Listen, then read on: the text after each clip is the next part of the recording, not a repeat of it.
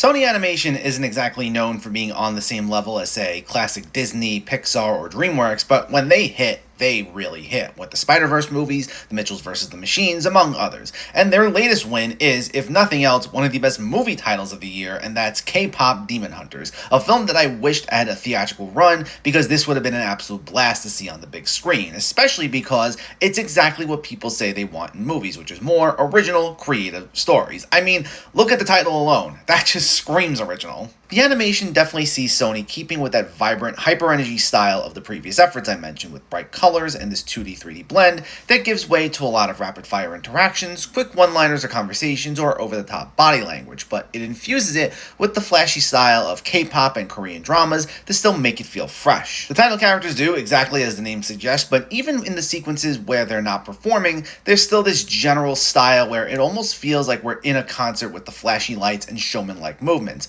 You'll have these musical sequences where they're in the midst of fighting and break out into song, which emulates the feel of a music video, making these fun with very catchy tunes. And they also nicely propelled the narrative forward, as these weren't just songs dropped in for the sake of it. The characters' choices for their lyrical content is actually a plot point, as their singing and what they choose to sing about are essentially weapons for keeping these demons at bay. It's all very interesting, and I never found its visual style or rapid-fire pace to be overstimulating. Like, you still have time for emotional beats, especially as it dives a little into the backstory of one of them being part demon herself, feeling like something straight out of Blade, I have to say, and it maintains that general aesthetic but pulls it back to fit the mood of that sequence. So this helped make the aesthetic not feel just one note in that regard. And in terms of those emotional beats, I will say narratively there are parts where you kind of know where it's going. Like I said, there's one of the girls being part demon, which is kept secret, and you know exactly how that's going to play out, but it still allows the film to touch upon other themes about unity and acceptance, and does it in a naturally sincere manner that it makes great lessons for younger audiences,